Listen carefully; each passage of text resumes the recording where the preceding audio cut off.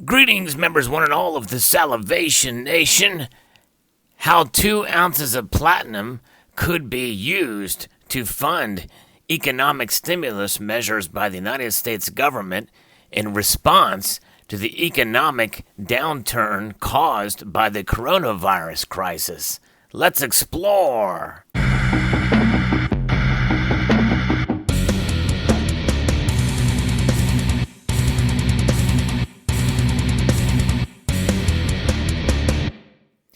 Yes, and what was shared with me by YouTuber City Guy Abel, a measure that has been proposed by Congresswoman Rashidi Tlaib, is quite an interesting call to funding for the Automatic Boost to Communities Act, which is a stimulus measure that has been proposed by her, a quite ambitious proposal, and an ambitious way to pay for it as well. So let's explore this legislation, or this what's known as MI. She's from the 13th District of Michigan. Here, this summary of this is in response to the coronavirus crisis. The Automatic Boost to Communities Act would immediately provide a U.S. debit card preloaded with $2,000 to every person in America. Each card would be recharged with $1,000 monthly until 1 year after the end of the coronavirus crisis. They said this is guaranteeing universality, and every person is defined as dependent, so a couple with 2 children would receive 4 times $2,000 or $8,000 in total. Non-citizens, including undocumented people, permanent residents, and temporary visitors, would whose stay exceeds 3 months, so that would go to illegal immigrants, in other words. Individuals who do not have a bank account, social security number, or permanent address. So that means that if you don't have a social security number, a permanent address, or a bank account, you will get this money as well. People living in unincorporated territories or protectorates, and Americans living abroad. And then E, to ensure that this program is as universal and comprehensive as possible, the U.S. Treasury will develop its list of eligible individuals in coordination with the Internal Revenue Service, the Social Security Administration, the Federal Election Commission, and every other relevant federal, state, and local government agency, including state-level departments of motor vehicles.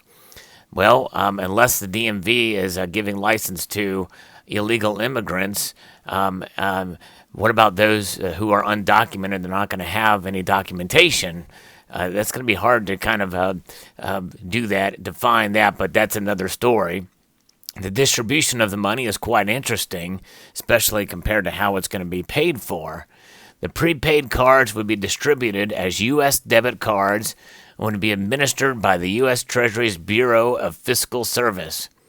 These prepaid digital cash cards would be used to withdraw physical currency at regular ATMs or FDIC-insured banks or credit unions, or make payments of point-of-sale terminals as well as online.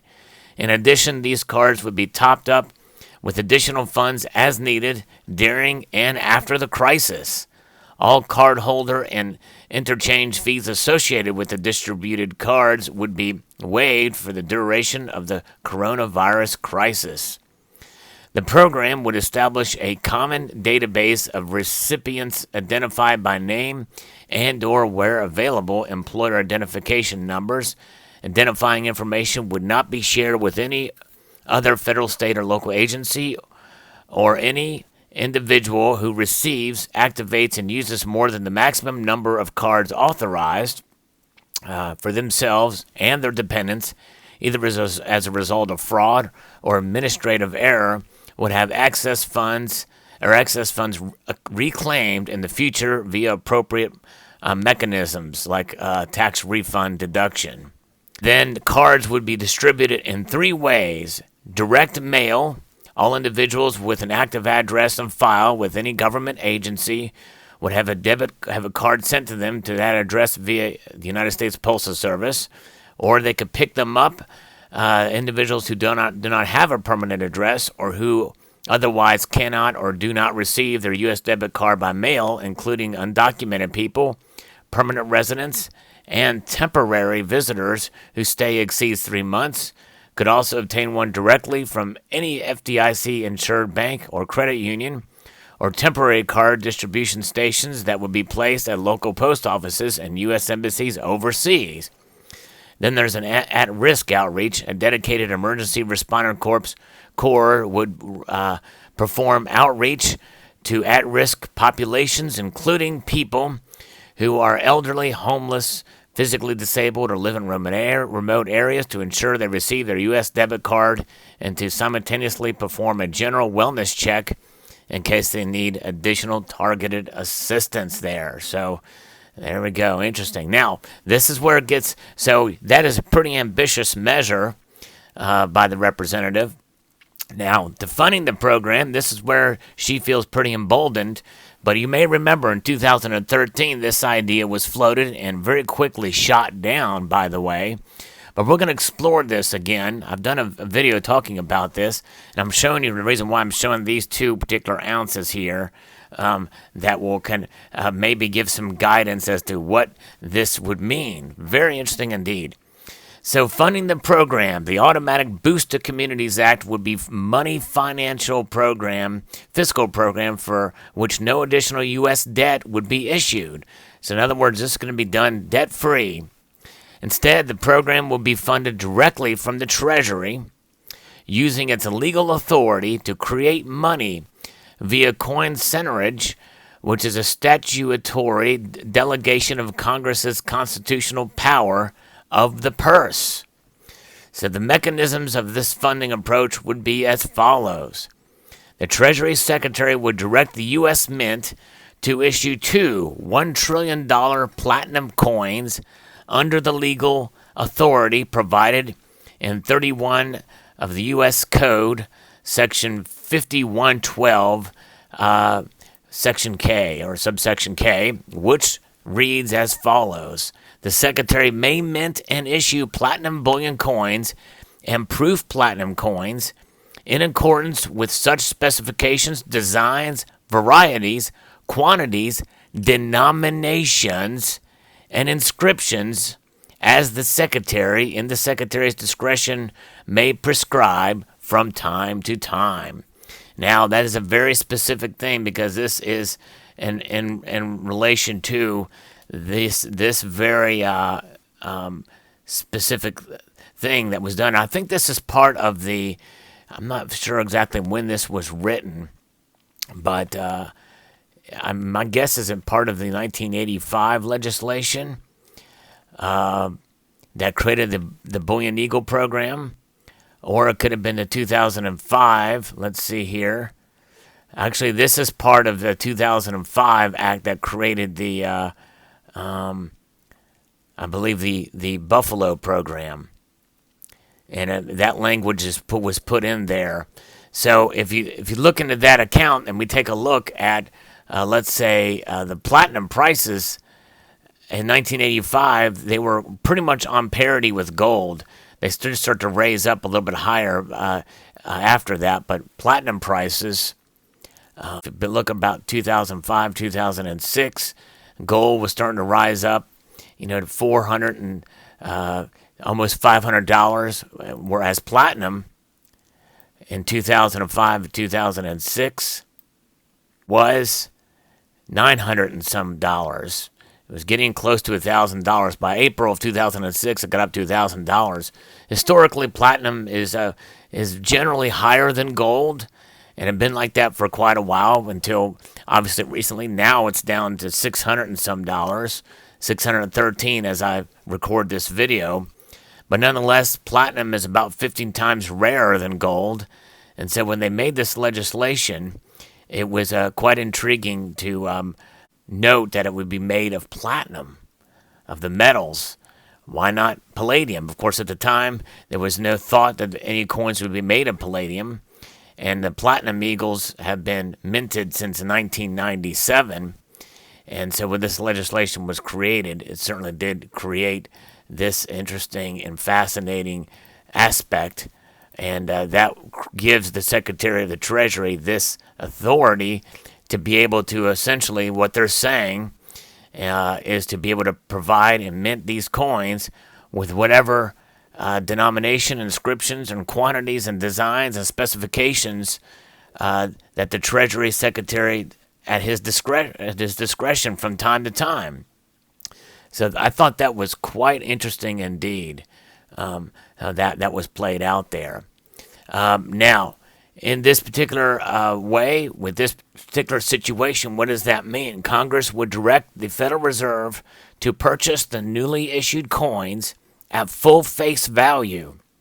So in other words, Congress would mandate that the Federal Reserve would buy these coins essentially for their face value of $1 trillion each. And the Federal Reserve would complete the purchase by crediting the U.S. Mint's account at the Fed with $2 trillion in reserves. The Fed would retain ownership over the two $1 trillion coins permanently in order to ensure its own balance sheet remains fully capitalized by the Treasury.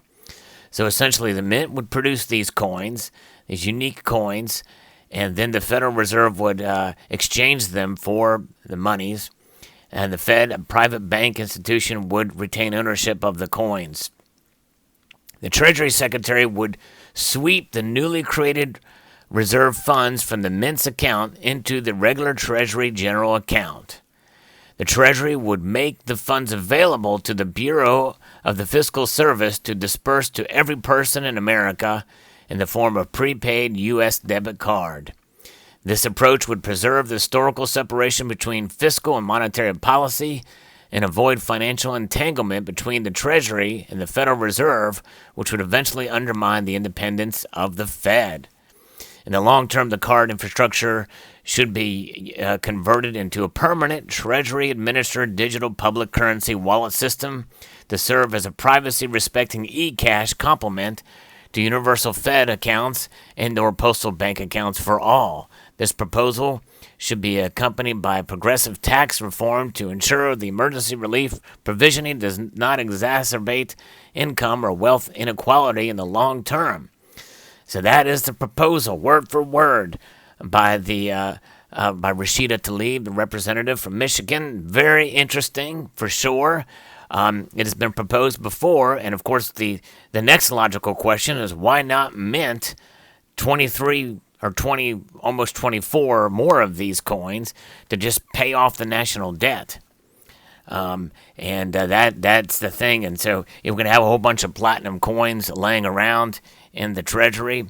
But I think it's fascinating that I wanted to use this particular coin here, which one of my favorite platinum designs, I think, and it was basically they've been changing the back of these platinum eagles since 1998, actually. And every year there's been a theme, or every couple years there's been a theme, like the Vistas of Liberty or America series that ran from 1998 to 2002, I believe. And then you had the different aspects, other themes related to the Constitution, the Declaration of Independence. More recently, Life, Liberty, and Pursuit of Happiness with the Proof Platinums. But in 2005, it was a one-off year. And they have this bounty design. This is the America as a Bountiful Nation. So I think it's quite apropos that this be, and I got these coins, basically. One I got a really good deal on, but the other one I'd bought earlier. And I thought to myself, you know what? This kind of is representative of what was proposed in 2013. I remember very well when that happened. It was quickly shot down. Essentially, if they did this, especially with platinum being where it is now in price, it would be, they could just go crazy and say we have no debt, but all this money floating around that could just be monetized like crazy.